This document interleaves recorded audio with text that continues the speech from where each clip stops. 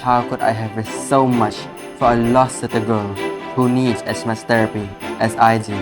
He tosses his head, eyes going unfocused. It is not possible, he laughs again, but this time it's so self-deprecating. It feels like my anger has nowhere to go. No one needs as much therapy as I do. Oh, hello there. Sorry, I didn't notice you were here. I was busy reading this fantastic book. Do you want to know about the book that I'm reading? If yes, then let me introduce you to the best book you could ever read. But before that, let me introduce myself. Hi everyone, my name is SYAFIQ and I'm a student from SMK Dato Haji Karim, or better known as Tari. My school code is MA0072. Today, I'm here to share with all of you my review of a book entitled The Legendborn. The reason I chose this book is because it is one of my favorite fantasy novels. Other than that, it is also a gift from my mother during my 13th birthday. It is also one of my most expensive novels I had ever received, as it cost 59 ringgit and 90 cents. My mother had bought this very novel at the popular bookstore. The author of Legendborn is Tracy Dion. This book is first published to the public on September 15, 2020, during the pandemic of COVID-19. For information, this book has received the Best-Selling Book Award from New York. Imagine how amazing it is to have your own very first book to be awarded by New York itself. A little info about the main character. Brianna Matthews, or better known as Bri, is the first-person narrator of Legendborn. She's black, 6'1", and as tall as many men, at 16 years old. The novel begins with the death of her mother, Faye, in a car accident, which gives the Bri sight, the ability to see magical energy whether by Aether or roots. Once she starts classes at UNC Shepherd Hills Early College, she begins to seek answers about her mom and her mother's family. At the end of the novel, Bri learns that she is a medium and possessed by King Arthur, who is the heir of two magical traditions. The other main characters contained in this book is a Merlin, Nick Delvis, who is Bri's boyfriend, Selwyn Kane, who is Bri's love interest, and Alice Chen, who is Bri's best friend.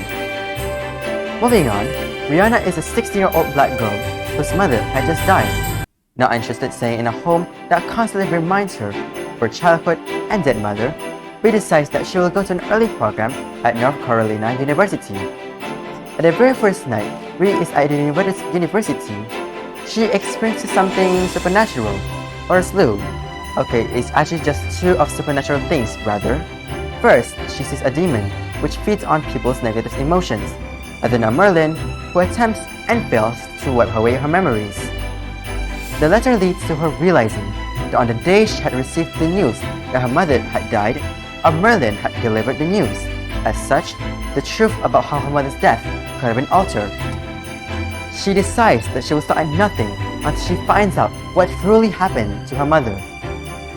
She later then joins a group of teenagers called the Legendborn with the help of a boy called Nick in order to find out what the true circumstances of her mother's death were.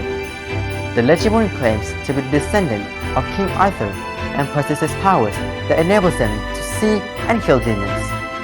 As Bri and Nick comes closer to the truth and each other, they end up uncovering more than what they ever bargained for.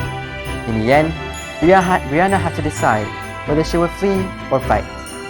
Whether she look at that, even the summary itself is interesting. But the one thing that caught my eye is the cover of this book. When I first saw the cover of this book, I knew it has the good potential to read it. Some of the genres contained in this book is magic realism, fantasy, young adult, and fairy tale, so it'll be quite interesting to read.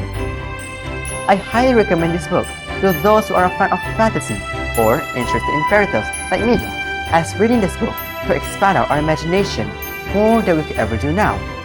However, I wouldn't recommend this book to new English speakers or those who are weak in language, as this book contains various advanced words that took me a while to understand while reading it. Plus, the book itself has 501 pages and 52 chapters, so it could be quite boring to some people, right? I bet some of you are wondering, what's her deal of being a medium? Or what is a root crafter? Or what could she even do by being a root crafter and a Legendborn? Well, the term medium in this context means that she is a second-tier magic user, or better known as a root crafter, meaning she is stronger than normal root crafters, but weaker than high-tier magic users. Lastly, by being a Legendborn, she is able to wield a legendary weapon known as the Excalibur.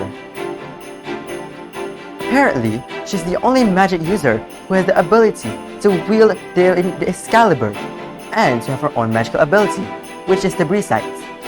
Well, I think that's all I could share for now. Oh, and one more thing. If you want to know more about Breeze's adventure, make sure to buy her the Legendborn at the popular bookstore, as she has a long journey to go. Thank you for listening to my review just now. I hope you all enjoyed. Thank you, and see you next time. Bye bye!